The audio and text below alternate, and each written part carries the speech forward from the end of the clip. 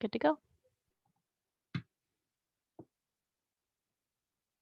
All right, welcome everybody. We are ready to do some Copic coloring and some card making today here with myself, Michelle Houghton. I am a Copic craft educator and have been teaching Copic for, gosh, it's been about 14 years now that I've been teaching people how to use these fun markers. And I work directly with Two Corporation, which is the Copic manufacturer. I work with them a little bit to create some of their education stuff. And then we're here with Michaels to share just a fun class and way to use the markers, but then also a way to put them together in a fun, creative way. So while we're still having a few people in, I'll give you guys just a really brief introduction if you're brand new to Copic markers.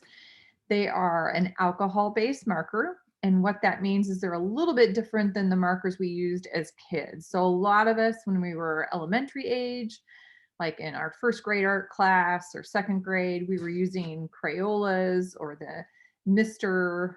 somethings that had the fun smell to them. And those are all water-based markers. And it means that the ink, the chemical that it has the actual colorant in it, is suspended in water.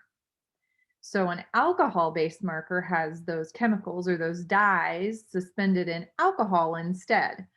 And what that means for us as artists is a couple things. First of all, those inks can blend together, meaning we can use them almost like paints. We can layer them and blend them. And so that's a huge advantage over those water-based markers, is that we can use them that way. But the other thing is they don't tear up your paper. So remember when you would color a spot over and over again with a Crayola marker, it would kind of tear up the paper and just beat up and get all kind of, it would get so wet it would actually kind of break down those fibers. Alcohol markers won't do that. It stays on the surface, the alcohol evaporates, and so you can use layer after layer without that effect. So that part is awesome. And then Copic is just one of the many brands of them out there, but it probably is the highest quality you can buy. It comes in a couple different body styles. So the one we're going to use today are these little round guys called the Chows, or that I'm going to use today. I should put it that way. These are called the Chows. And these are the smallest of the different bodies or the style they come in. But just so you guys know, any of the Copic markers, if you have a marker with the same number on it, as even if it's a different looking body, it's the exact same color. So it doesn't matter, the colors are the same from body to body. So if I have this guy here that's a G82, if I have it in a different body, meaning a sketch marker that's kind of an oval shape, or one of the classics or original that's square, if it says G82 on there, it's the exact same ink inside. So that's kind of a cool thing, that if I end up with some from different bodies, they all mix together. So we're going to use a couple of those guys today. Before I get going and started, if you haven't pulled it up yet on your screen, if you are interested in asking questions or kind of checking in, I've got two friends with me today from Copic, and they are Karina and Shannon, and they're going to be fielding questions over in that chat area. And so they will type answers as quickly as they can if you've got questions. But also there's a couple spots in class today that I've already told them ahead of time. If you guys have questions that need answered by me, they're going to interrupt me and say, hey, Michelle, we need more info, or we need you to do something else. And so they'll make sure if you need to see something more closely, or anything that we can help you with, we will get that answered. So it's Shannon and Karina are over there today, and they can help get those questions to me. And whoever said, Penny, you're right, it's Mr. Sketch, the scented markers. So yes, they're great. And we all walked out of art class with the dot of ink on our nose. I know you're all laughing because you all did the same thing, but you pick your favorite color and you'd hold it right up against your nose, and you'd walk out of art with a little dot of that color on your nose. At least I always did, because they were fun to sniff. because they smelled like grape and orange and all the yummy stuff. Okay, so let's go ahead and have a switch over to my tabletop. Thank you very much. And what we're aiming for today is a shaker card. And this is the sample. And so when we talk about shaker cards, it means there are elements inside a little compartment that shake around. So we are going to actually put one of these together today. The Copic coloring is on this portion right here, these little wreath portions. And the stamp set that I am using is a Recollections stamp set, and it's a wreath building set. So we've got these couple of pieces that then you can either add around a ring or build on top of that. So a lot of different uses for a set like this. So I use this top kind of flower portion here, and I've stamped it up a couple times. And then I also used one of the sentiments out of the set, and I used Best Wishes. You could use the love, or you could do the thank you instead of that if you wanted to. So we're going to do our coloring first, and then I'll show you all the pieces of the card and kind of how to put those all together. So we've got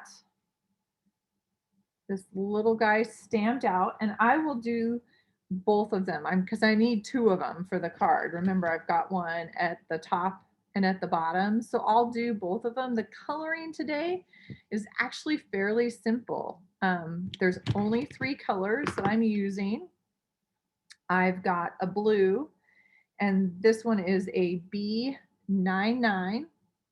I've got a blue green, BG for blue green, and then 72. And then I've got a green with a G82. Now, if you don't have those exact colors, if you have something similar, a lot of times that's going to work because Copic markers are going to blend together even if they aren't the exact same colors. And these are kind of a big stretch. We've got some big jumps in value today, but they still work. So I'm actually going to start with my darkest marker today. And I don't do that all the time, but I'm going to start with that B99. And I'm going to start toward the interior of the flower. And I'm going to work on these petals that are kind of facing me. So I'm going to go right near the center of the flower. And I'm using the brush nib on the Ciao. And I'm going to work up from the center. I'm going to come a little bit further up where those little veins are on the petal. And there's really only a few petals facing me. So I'm going to go ahead and I'm going to do that on each of these petals. So I'm coming from the base, kind of where it hits the center of the flower, and I'm going up from that spot. So I've got 1, 2, 3, 4 petals, and I've just added a small amount of that B99 on each of them. Then I'm going to come over and I'm going to grab my BG72. And what I'm going to do is I'm actually going to color in the petal, and I'm going to go right over the top of that B99, that blue ink that I colored in.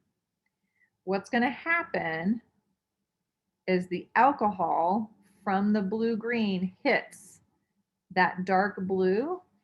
You're going to see that B99 kind of start to dissolve, and the edge is going to get real fuzzy. So I can go back and forth a little bit if I think that it's kind of taking too much of that B99 away, but I'm going to go through each of the petals first. So I'm going to start in the white area, and then I'm going to come down and hit that edge of the B99.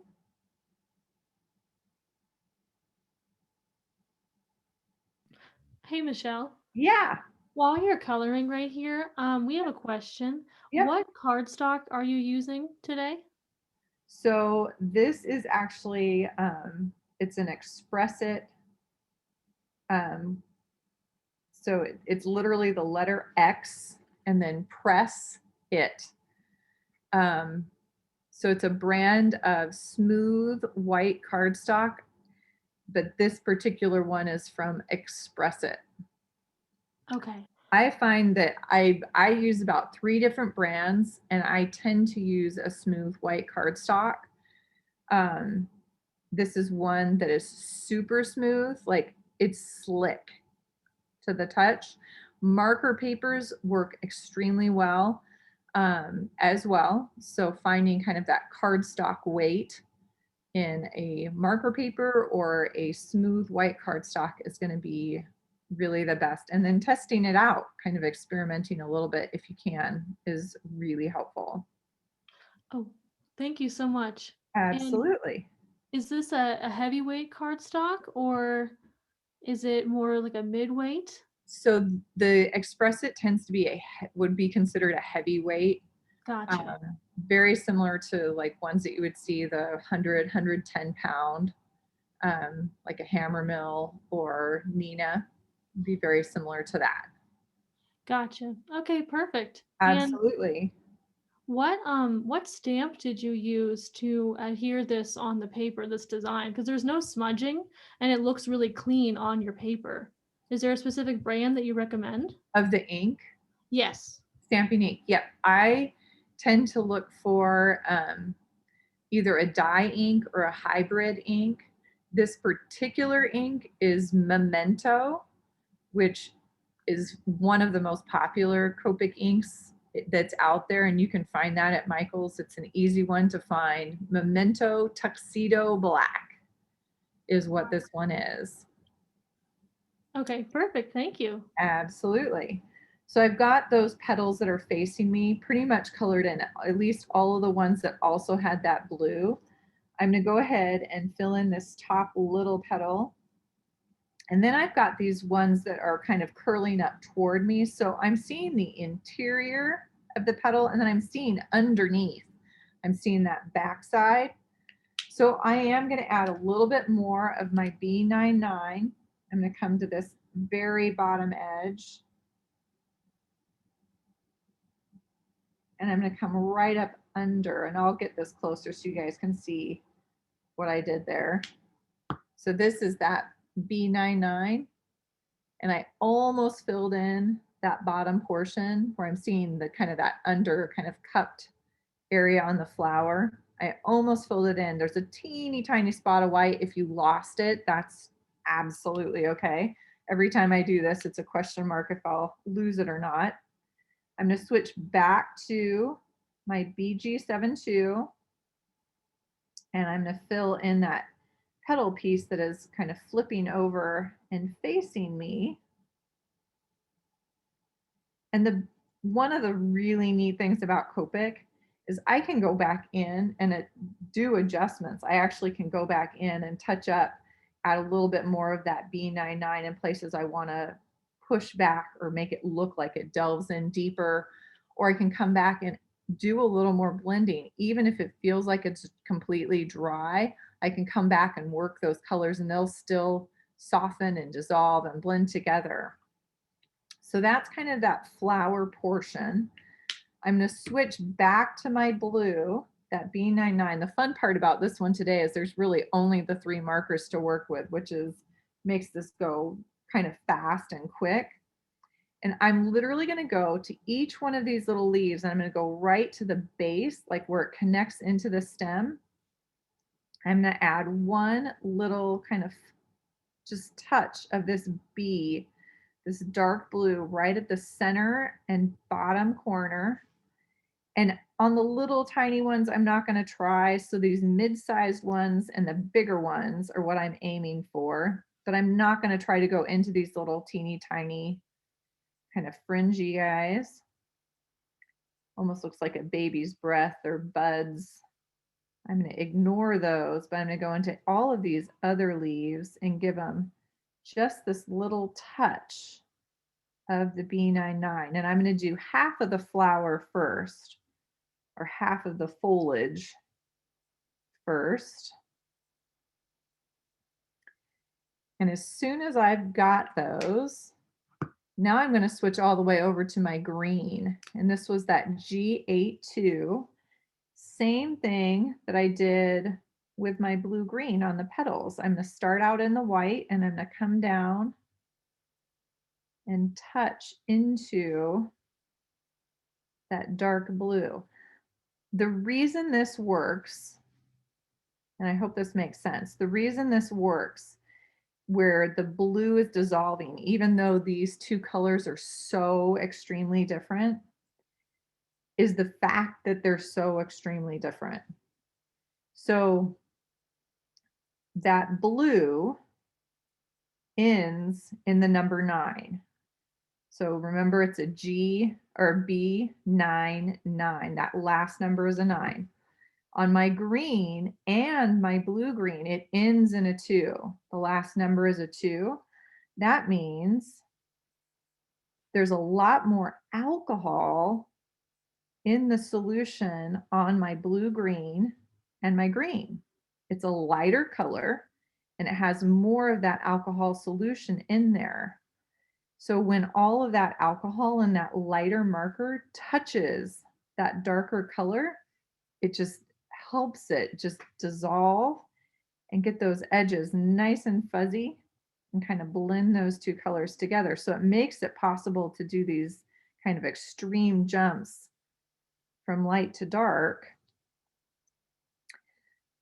One thing I'm going to do as I kind of cross over to the second side is I am going to fill in the center of the flower real lightly with that G82, and I'll get these guys close to you so you can see that blue and green blended together. So simple, simple. And then we're going to go over on the second side and do exactly the same thing. So starting with our blue, coming right into the center kind of corner or base of each of these leaves.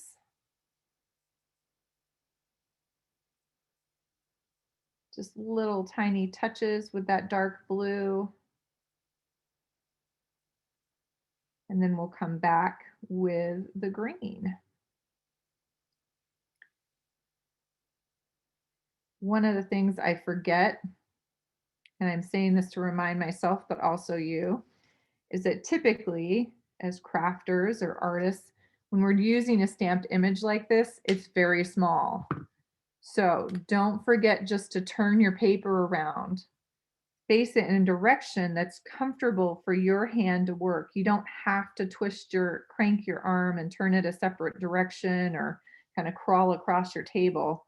You can always turn that little piece of paper underneath you to get an angle that works for you, that you see the image well, and that your hand is working in a direction that it likes to work. Most of us, our hands want to go in one direction. So remember to keep turning that piece of paper so that it's comfortable for you. It does not have to stay upright. There is nothing typically locking that down to the table.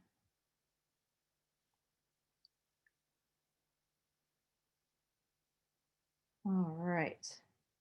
So we've got one little flower almost done. The only thing I'm going to do is I'm going to add one little detail into the center of our flower. And it's going to be really, really subtle. But I'm going to grab my blue-green, the BG72, and I'm going to go right along this bottom edge, kind of right next to the petal that's folding over, and I'm going to add some little tiny dots with my blue-green. So it's a little bit darker down at this edge where we see it kind of come up over that petal. But that's it. Just a little touch of that color to give a little variation there so it's not that solid green color. So this is one. I'm going to set this one aside and I'm going to bring another one over because I need 2 of them, and I'm just going to start coloring. So if there are questions, this is a good time to field a few of those. If there are not, I can share a little bit more about kind of picking different color combos. So I'm going to start with my blue and blue-green on the petals. And then I'll do my blue and green on the leaves. But I'm literally going to repeat the process of what I just did on my previous set. So Shannon, do we have any other questions right now?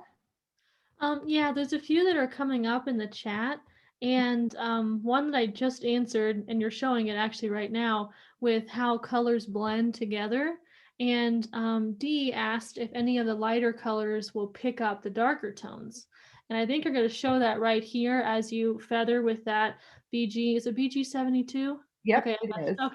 Just want to make sure. And Yeah. how it picks up the darker pigment and leaves more of a feathered effect rather than a straight line. And let's see. Oh, Cheryl says, does the ink soak through to the other side of the paper? Yes. It's always a So, good question. so I am a non-paper waster person, so I apologize. This has an image on the back. But you can also see the ink coming through to the back side. So there's even just the single petal that I've done. And you can see where it's coming through. And that's very typical with Copic ink. And it's not something you're going to solve by switching papers. Most of the time, especially if you're blending similar to how I'm blending, you're going to have quite a bit of bleed through. And I don't know, Shannon, that previous question, she might have been asking also if it picks up on the marker itself. Yes. I'm not sure if that was the question. I'm trying to read through the chat here and make sure I understood correctly. So if it was, when I go in and hit that darker color with my lighter marker, it does not pick it up on the marker itself. It's not contaminating the marker, if that was the question, because it might have been just the way you said it. That might have been part of the question. Yes. Yes. So, Sorry, I think I no, misunderstood. absolutely. I think sometimes, I mean, part of this, I think I've been asked some of those questions before, so it makes sense when somebody asked it. That's a pretty common one. Yes, and I think I want to ask this just myself, but when you move that segment that you're working on now, does the marker ink bleed onto your like workstation, like that piece of paper you're working on that's So protecting your desk? it will, where I have like 2 or 3 colors, if I'm not shifting the paper around at all, I will get Just a few. just Okay. a few. Yeah. So I tend to work on like a clean sheet of just like white copy paper. Mm, Um, I know some people work on more of a non-porous surface, and there's some reasons for that. Um, but for a lot of beginners, this is an easy way to start. I try to make sure it's clean as I'm starting a new project because of that bleed through, so that I'm not picking things back up. gotcha. Yeah. And while we're coloring here, I might as well keep asking some questions, but Yeah. when you're working, how long do you think it takes for the ink to dry? Ooh. Because So it's a hard one to answer. a little bit. So if I'm working, which most of the time I am, which if I'm working on a non or a porous surface like paper, like a cardstock, it actually does not take that long to dry, especially if it's just a single layer of ink. Um, I would guess it's maybe a minute, maybe a little less than that. Where I see a little bit longer drying time is one I've put a heavy coat of a color.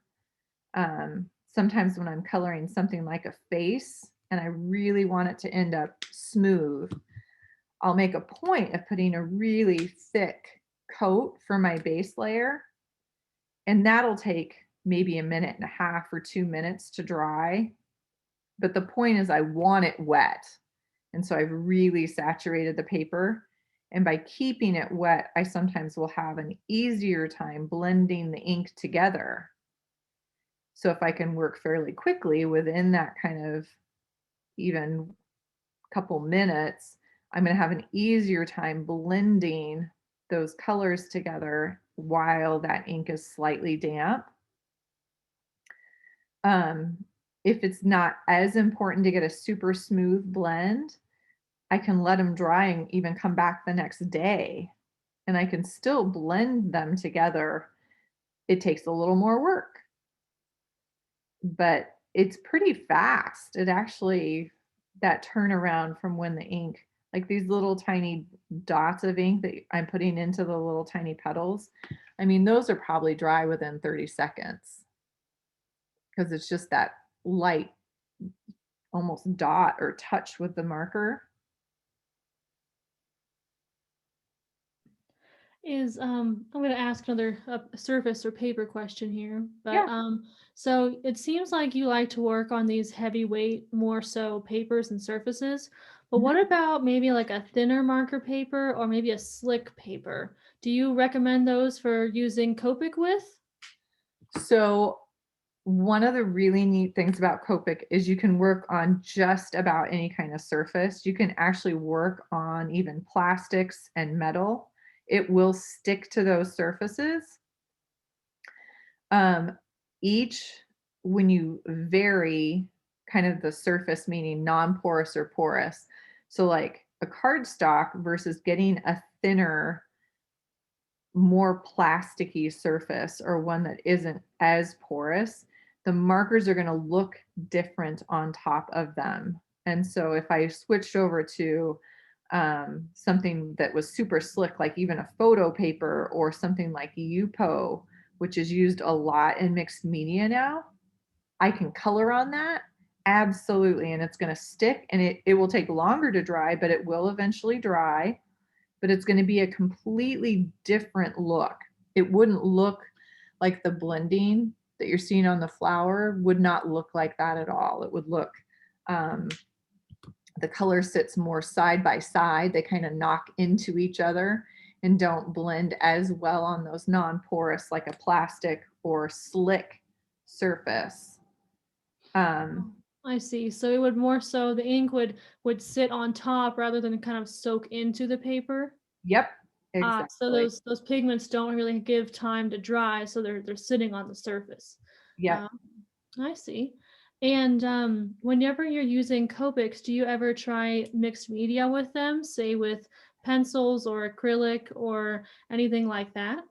So I do. Um, so for a lot of time, people have used them, and the general rule, and I'm going to give the exception to the rule here in just a second.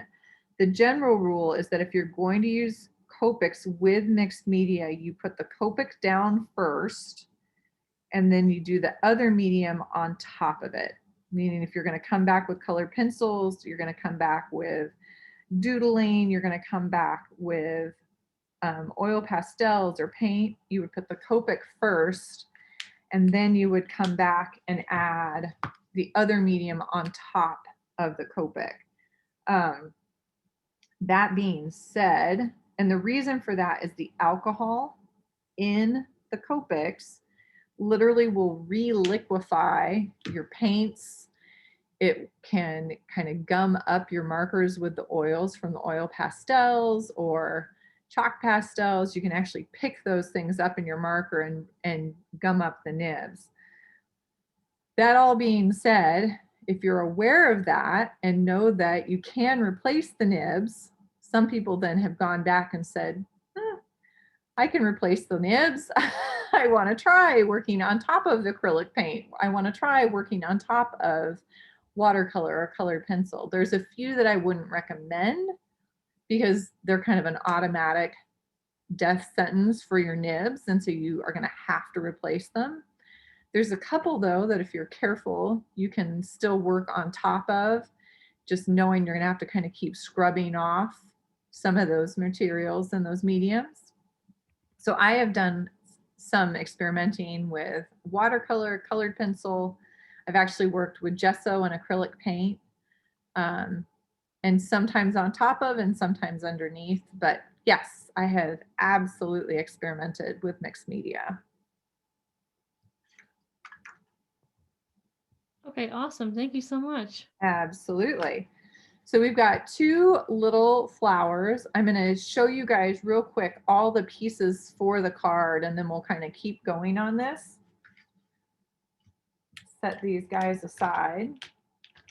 So I've got a card base, which is kind of our standard size. So if it's unfolded, this piece of paper is 8.5 by 5.5. And then you fold that in half. So we have the 4.25 by 5.5. And this is a very standard size card. So I've got my little card base. And then I have a piece of purple cardstock that is cut to the same size as my card base. So that's going to literally cover up. And the reason I do just the single kind of half sheet instead of making my entire card out of the purple is now when I open it, I've got that white surface to write on. So I'm not having to put like an insert inside of the card. So that's why I do it that way. Then I've got kind of a cream color cardstock, and this is where I've stamped kind of right in the center. And I'll be honest, I eyeballed this. I did not measure it. I eyeballed it. I tend to do that with all of my projects. So things don't always end up perfectly straight or square, but this is where I put my sentiment. So I did use a stamp platform, which is one of those that I can restamp a couple times and make sure it's nice and has that rich black. I will tell you that if you decided to do the thank you sentiment, for what we're doing with the shaker card, you'd want to put the thank and then you underneath it so it fits inside the shaker. Okay, if you tried to do it side by side, it's going to kind of go outside your shaker. So those are the card pieces. I've got my two flowers that I'm going to need to cut out here in a minute. And then I've got a bunch of little squares. And what I did is I used two square, these are part of a nesting set of square dies. And I used two of them. And I used like a washi tape to kind of attach them so they were this kind of equal distance apart. And I made a bunch of cardstock squares, and they're all just white cardstock. It doesn't even matter what kind. And I think I did, let's see, 2, 4, 6, 8. I actually did 10 of these guys. And as I'm putting it together, I'll kind of explain why I chose to go this route. I've got one more that's exactly the same out of this kind of teal, and it has a little shimmer to it, cardstock. And then I used the larger square to cut out a sheet of kind of crafting plastic. Now, this does not have to be crafting plastic. It can be one that you would have bought for your printer to run through to kind of create kind of a overhead projector type copy. So it doesn't, there's not a specific kind of plastic that is helpful for this. This, I know this particular sheet happens to be for crafting, but it doesn't necessarily need to be. And, oh, and then I have a fun little bag of sequins and glitter. And this is just a combination that I put a bunch of similar colors in a bag all together. And so it's sitting waiting for me to do with cards. And I did this to coordinate with the colors I used in the card. But again, this is one of those fun projects that you could change and make any color combination you want. You could do it more appropriately for spring with pinks and yellows. You could do something with purples, and you could really vary this a lot depending on what you want to do with it. The one other little quick note I'll give you before we start actually attaching this and cutting those flowers out is I had done another one of these with a circle set instead of the squares. So again, that's an easy way. If you already have the circle nesting, you could even do it with an oval set of nesting dies. You can change that shape extremely easily. It does not have to be the square that I used. So when I start putting this together, you're going to see kind of why that works and how that works. So, all right. So the first thing I actually need to do is to cut this out. Um, so we're gonna do a little fussy cutting, and I'll give you a couple tips, and then if there are more questions, we can absolutely answer that. All right. So fussy cutting, and I'm gonna do at least one of these. How are we on time? Are we? I didn't even check. Oh, we're perfect. Never mind. We're spectacular. So my goal is going to be to cut kind of close to those leaves in the flower. So I'm going to get probably within almost like a 16th of an inch. I'm not going to measure it. I'm not getting a ruler out, ladies and gentlemen, if there's any gentlemen out there. I'm just going to get close. So there's a small white edge, but I'm not going to try to cut right on that black line. There's too many details like into those interior of the vine that it's no, not going to do it. So fussy cutting 101 here. Small, sharp scissors. You want to actually get a little pair of scissors that are made to do this. It's going to make your job a whole heck of a lot easier. You're going to want to trim down your image so it's a smaller piece of paper to start, so you're not dealing with something massive. Then, whichever hand you are dominant with, I'm a right-hander, that's where my scissors are. Those scissors are going to stay pointed away from me, and they're going to just kind of slowly keep moving. So I'm going to keep closing them down. I'll shift and just close them down and kind of keep them moving. But again, they're pointed away from me. My left hand is going to move the paper. So it's going to move the image into the scissors. So I'm going to come in and I'm just going to start cutting, and it's not going to be perfect, but you're going to see for the most part that pair of scissors is going to stay pointed away from me. And then I'm going to shift the paper with my left hand. And I try to keep kind of a constant pressure on the scissors. Now, the one thing I'm going to forgive myself for, because I know it's not going to be perfect, is some of those widths away from the leaves are going to be a little different each time. Sometimes it'll get thin, sometimes it'll get a little thicker, might even come down and just barely touch on some of those black lines. I am completely okay with that. And then I'm going to cut a chunk off. So see, I've got a piece. I'm going to get rid of that excess white paper, and that's going to help me get all the way around the image. So as I do the next section, I'm probably going to chunk another section off as I go. It's going to make it way easier to keep cutting. But I'm just going to work my way kind of slowly around, all the way around the image. The other thing you might have noticed, this image has some cute little black dots added on it, and several of those are getting lost. They're getting cut off. I'm not trying to necessarily keep those on. I'm going to add a few of them back in at the very end of putting my card together. So I'm not going to come out and like grab this little black dot out here. I'm going to ignore that, and I'm just going to let it go. I'll add a few back in when I put my card together. Hey, Michelle. Yes, Yeah, I'm going to have a few questions here for you. absolutely. Okay. And this is kind of going back to the squares we were showing earlier. Yeah. We have a few folks wondering what size the squares are approximately, Okay. and about the square cutters themselves. We have a fan of the stitching that kind of has on the trim, so they want to know what brand these dies are. Okay. I think Ugh.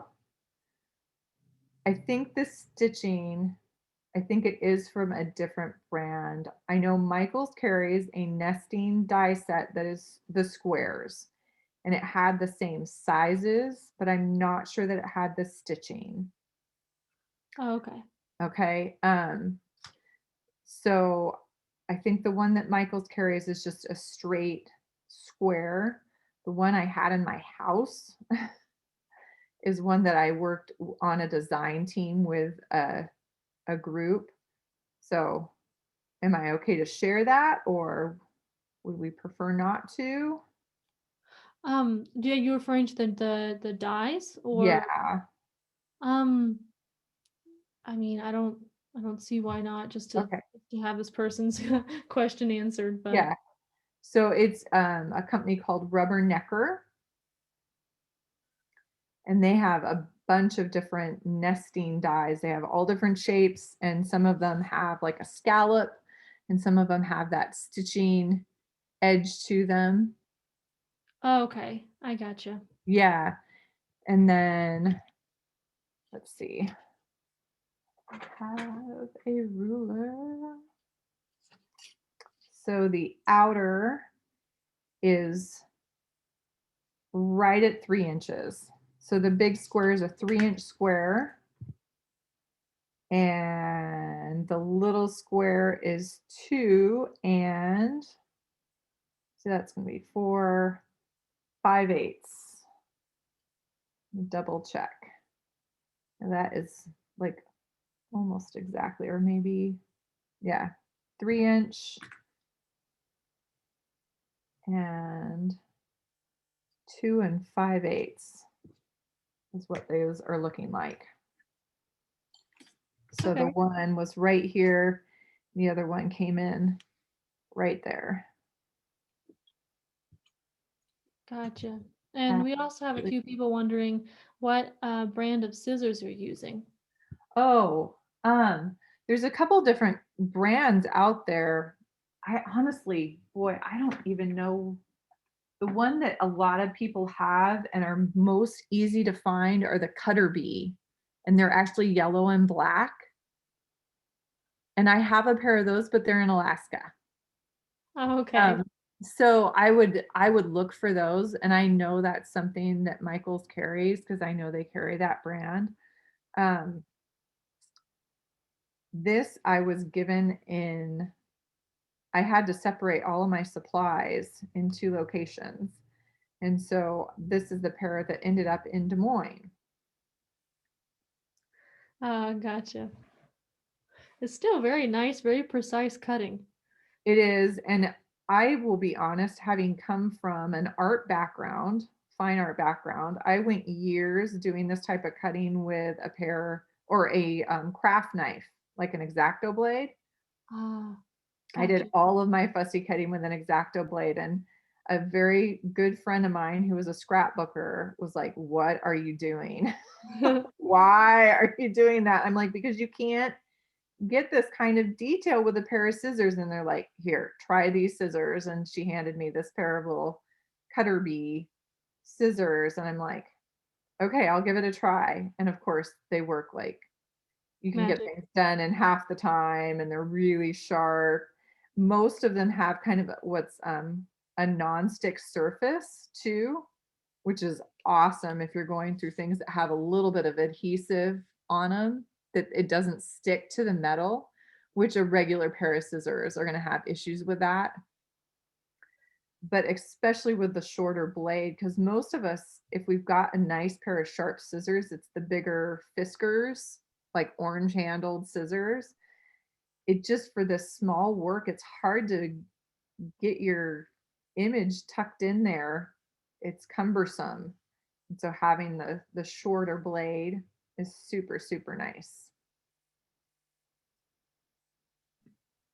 I will say too, from an art standpoint, having right materials or just having the right kind of products whenever you're crafting really does make a difference. And Oh yeah. definitely see that with the scissors. That's a very obvious, Yeah. especially the viewer right here watching this. So, Right tool for the job. And I think that was part of it, Shannon, that my background, I had not experienced having a good pair of scissors before. And so I leaned into using the tool that worked better for me. And so when someone introduced me to the scissors, I'm like, oh my gosh, this is going to save my hand like years of really hurting because using a cutting blade to do all of this little fine, intricate work is really hard on your hands.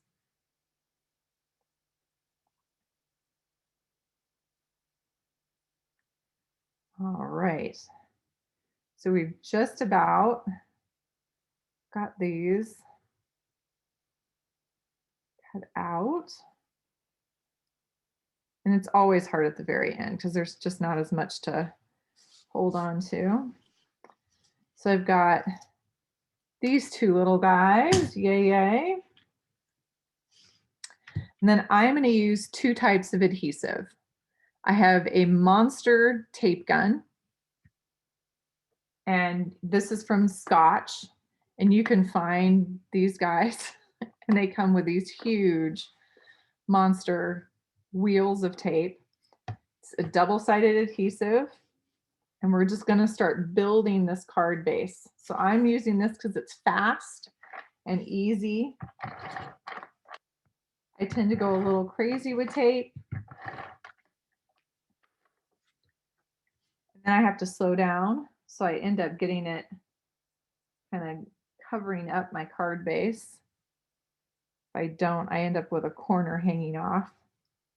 And I tell people this all the time. I'm infamous when I'm doing this of having to remove something and stick it back down again and tearing things. So I apologize ahead of time.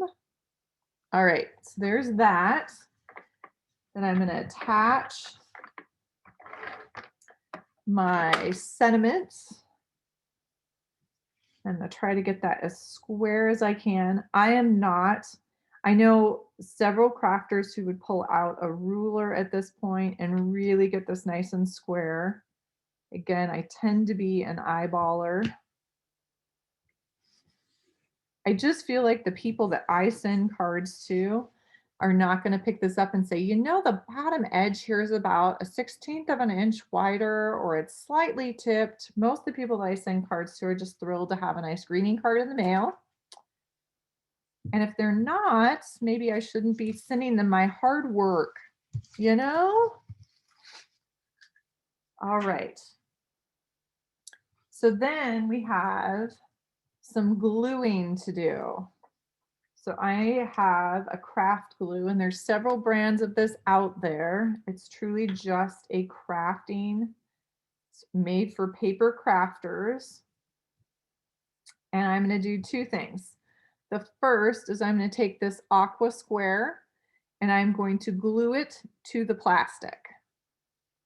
So I'm just going to run around the edge.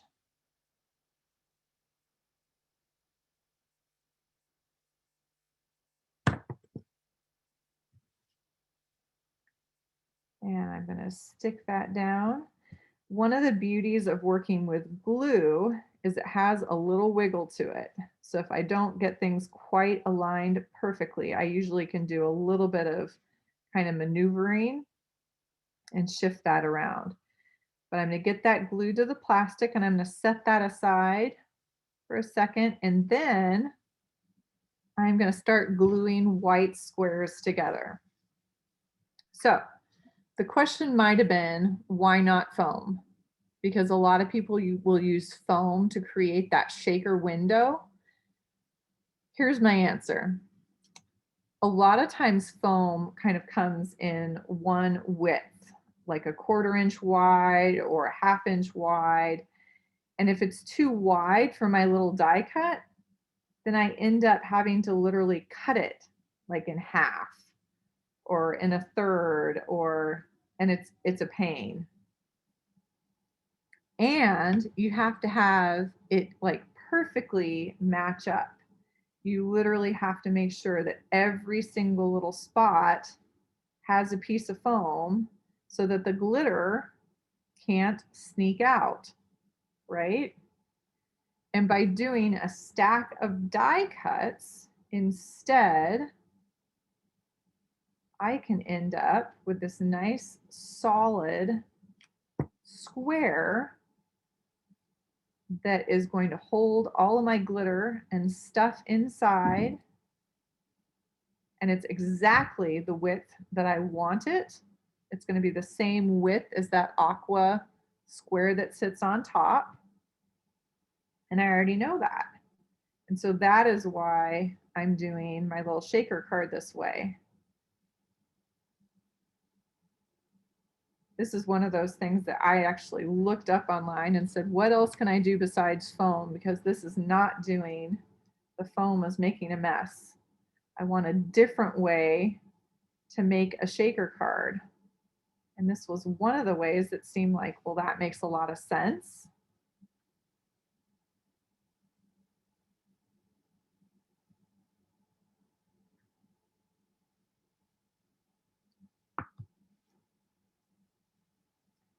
So one of the things we didn't talk about while we were coloring, but we kind of alluded to was if you wanted to totally change up the card by maybe changing colors. And one of the things I would recommend is if you wanted to completely change colors and you were looking for 3 completely different markers, especially for the flower itself, if you wanted to do something completely different, I tend to try to work within like warm versus cool, meaning if I had my flower, if I wanted to use 2 completely different colors on my flower instead of a blue and blue-green, I might come in and try using like a yellow and yellow-red instead, or a blue and a violet instead. But I would try to pick colors that were kind of sitting next to each other on the color wheel. And that way I know that they're going to be kind of happier blending together. The colors that tend to get harder are ones that sit opposite on a color wheel. It's called complementary colors. And those color combinations are things like if I tried to blend a violet or a purple with a yellow, those two sit exactly opposite each other on a color wheel, if you've ever seen a full color wheel. And those colors create this kind of mushy gray brown mud when combined together. And so when that blending happens between your 2 colors, you're not going to get this nice kind of fade from one end to another. You're going to end up with kind of mud.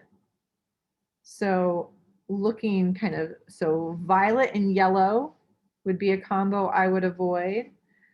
Red and green, believe it or not, are holiday colors. Those do not blend well together. And the other one that I would avoid are blue and orange. Those don't always do very well together either. I'm going to see if I can add a light from the other side. Sorry, everybody. Hey, Michelle. Yeah. I'm going to go ahead and start asking a few questions because we've got quite a few popping up Oh, here in the chat. absolutely. Sorry. Oh, no, you're fine. I do like the color theory explanation. That really helps a lot. So we got a few. One is, which brand of glue are you using? The second is, how many of these little squares are you layering together? Is it traditional cardstock paper, or is it, what kind of paper did you choose to cut these square shapes? Okay. I'll stop there. Okay. So the glue, there's a couple different brands out there that I would kind of keep an eye out for. This particular one is from Lawn Fawn, which is a very popular stamping company. You can find that at most crafting places. Lawn Fawn. Tombow also makes a crafting glue that comes in a small container similar to that, and it works really, really well as well. So those are 2 of the kind of big name brands that I would recommend people looking for. But what you're looking for is something that you can use that is acid free. And so again, you can go into the adhesive section of a crafting store where the scrapbook supplies and the scrapbook adhesives are, and you're going to find something similar that you can use. Finding it in a smaller container with a small nozzle is going to be helpful for something like this. I'm still going to get glue on my fingers, but then I walk around with paint and ink on my fingers all the time. So it comes right off. It's super easy. Let's see. The type of paper I'm using is the cheapest type of cardstock I can find because I'm not coloring it. I'm not doing anything with it other than gluing it together, and it's becoming the kind of window for my shaker card. So this is really inexpensive. You can buy a ream of it at like Walmart or Target, or even the less expensive cardstock at Michael's, the one that's made to be for your card bases. That's the perfect cardstock to use. And if you wanted to, you could do it out of a color and create that block look out of a color, and that would be a fun addition to the card itself. So it doesn't have to be white. In fact, it could be black, and that could actually add to the effect of your card. And then I think when we counted at the beginning, there are 10 of these little pieces of cardstock. And that's going to vary by how much height you want. This has given me, I bet it's close to a 1/4 inch of height. But if you don't need it that deep, you could do fewer. And if your cardstock is heavier, you could do fewer as well. So that is completely up to you how deep you want that window to be. So the order of the next steps is kind of important. Did I hit the most important one, Shannon, or do we have a few more? I think you hit the most important ones. I think there is a question here about the plastic that you're gonna place on top of it, and I Okay, believe Michael sells a clear plastic they under. do. Yes, and so they can find one at Michael's. Absolutely. And then the only other question that I'm seeing, I'm trying to scroll through to make sure I hit all of them, but I think the one last one I see here is can you use a glue stick? And I'm assuming you could, but it probably won't have as much punch or power to the stickiness I would, as what you're using. yeah, I think you can. It's going to be messier just because of it, the way that it kind of hangs over. I mean, you could do it off kind of on a non-stick surface and hit all of those pieces. To me, it's a lot messier. Even though this is getting on my fingers, this is still going to be contained kind of on top of that square a little bit better. Okay, and then one last question here. What is the size of the sentiment sheet that you have mounted on the purple paper? So that is probably 3 1/4 by 5. So I've Okay, got about a 1/4 inch border all the way okay. around. And then the size of the actual best wishes part is probably about maybe 2.5 inches. Um, not It just sure. depends It's on the whatever stamp. size the stamp is. So it was 2 1/4. Okay. And then whenever you stamped that onto the paper, you used just kind of eyeballing it. I did. Yep. Yep. I wanted to get it right in the center because this little window is going to go kind of right on top of it. So I just wanted to try to get it as close to center as I could. Okay. And then I just have one more quick question, then I'll be Yep. quiet. But is there a brand of die cutter that you want to recommend? No. There's a few out there, and most people are having whatever works best. Some are really economical size wise in that you can get a smaller one for the amount of space you've got. Some of them are bigger, some of them have plates that are less expensive or more expensive. There's of course the electronic ones now that you could actually do this with. You wouldn't, if you have a way, there's several that you can actually create. I want a little window, and then you tell it how many you want, and that would be super easy and fast. Um, Faster than even the rolling through die cuts. For me, because I had the square die cut, this worked really easily, but there's not one that I would personally recommend necessarily. It's kind of whatever they've got and whatever fits your needs the best for sure. Okay, awesome. Thank you, Michelle. Okay. So this next part, I've kind of I'm going to tell you there's an easy way to do a shaker like this and there's a hard way to do it. So I'm going to show you the easy way. So I'm going to actually glue my stack onto my card. Okay. So I'm going to do that first. I've done this the hard way in that I've put my plastic on this little window and kind of closed it up first and then tried to put the glitter inside the window and then tried to attach the window to the card. Much harder.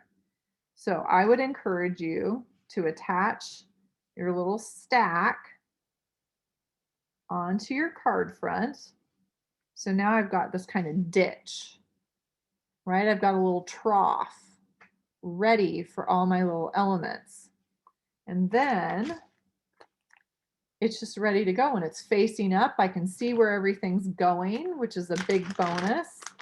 I'm going to take a pinch, or I can shake these in if I don't want them all over my fingers, but I'm going to take a pinch of these fun little sequins and doodads. And you could have little beads, but I'm going to get as much of that into that little window as I want. Now, it's really easy to get excited about the glitter and overfill it. I want it to be able to move around. So it doesn't take a ton. So I've got this little group, and then all I have to do is glue this guy down. And see, I can see exactly where I'm putting it. It should make sense, but I'm not the person that always does things in that order. Sometimes I go in the opposite order, so I'm just trying to help ease your pain. Don't go the other way. Put the window on the card and stack up from there. It is easier. So then I square this guy up, and now all my little elements are glued right inside there because I used the exact same die cut to create that little stack. They all line up nice and tight. And see, when I use foam, sometimes if I didn't cut it quite right, the foam is sticking out in my window. And so that's why I thought I'd give this a try, and it worked pretty slick. And then two last things. I'm going to glue this little guy, and you can either put your glue on your flower, or you can come across and add a little bit of glue to your frame. Either way, I could do it on the flower. My concern about putting the glue on the flowers, I can't, like, I have to figure out right where it's going to touch that frame. So I'm a little more confident putting it on the frame itself. I'm going to do the same thing down here. Light little bit of glue. And hold that down for a second. The really nice part about crafting glue, and again, I'm just saying crafting glue because there's so many different lines out there. The nice part about this is it does dry fairly quickly. So I'm not having to kind of step away. And then I've got this fun little window with all these little sequins and sparklies. So a couple optional add-ons. I can, and I did this on mine, on my other one, I took a few, they don't want to come out. I took a few little tiny sequins, and I didn't try to do like the little glitter, but I took a couple little sequins and I just added one little dot of glue, and I know there's tools to do this, but I tend to use my fingers and add a couple little sequins just to add a little pop of color outside the window. And see, I play with it, and then I just need to let it sit on the glue, and then it's good. And then remember, we cut off all those little black dots. You can come back in. This is a Copic Multiliner, and I'm going to come back in because I like those little dots, and I'm going to add a few of them. And it doesn't have to be anywhere in particular. I'm just adding them kind of around the edge. I'm going to add a few of them back in, down on that cream cardstock. And to me, adding those sequins and adding just a few little black dots kind of adds this other dimension. It kind of locks it down on that card again a little bit better, which I just like the look of it. Michelle, Yes. I do have a quick question. Okay. Because of the height of this shaker card, do you Yes. have any envelope sizes that you recommend, or is there any issue whenever you slide it in an envelope and mail it off? There is not. This will still fit in your standard. Is it A2? It's either A2 or A4. I'm gonna get the size wrong. It fits in a standard envelope. Ah, gotcha. Okay. I'm disappearing. Just a second. See if I can find one. No, I can't. I thought I had one nearby, but I don't. No, but I, even with the depth of it, I can still get it in a standard. Absolutely. So it just goes in a regular envelope. Yes, there's a Michelle in the chat that says A2. A2. Thank you, Michelle. And I know who that is. Yes. Yeah, so awesome. I'm trying to see if there's any more questions. I'm not seeing anything pop up in the chat besides they all want to see you again and everybody loves you. Thank you, thank you, thank you. Yeah, So let me go ahead and pull over. We've got all of these fun places to connect in with Copic and myself. So this will give you kind of access to all of what Copic is doing here in the US. And then over on the right-hand side, this is other places that if you're interested in finding more of what I'm doing personally, these are all places you can find me. I'm sorry that it's not the same. I know I'd made a huge mistake there, that it's not the same on every, on all of my different Instagram and Facebook and all of that. But I do have a class online that's going right now. So if people were interested in more Copic instruction, you can find that. The easiest place is to look over at my blog at scrapweaver.com. And then we want to make sure if you guys are doing projects or you want to see more about what's going on at Michael's, make sure to hashtag Make It With Michael's. We would love to see your projects. So make sure to hashtag that and share what you're doing. But I would love to see it too. So if you want to come over and share it on mine, or even kind of hashtag me so that I can find it, I would love to see what you guys come up with. Yeah, we've gotten a lot of good feedback and a lot of people really love the shaker card. So I'm really glad you could join us today, Michelle.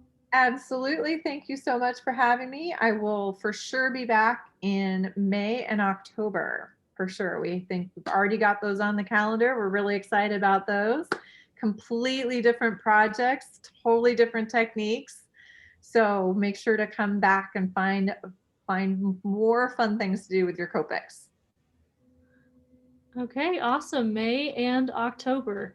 So look out for those announcements coming up.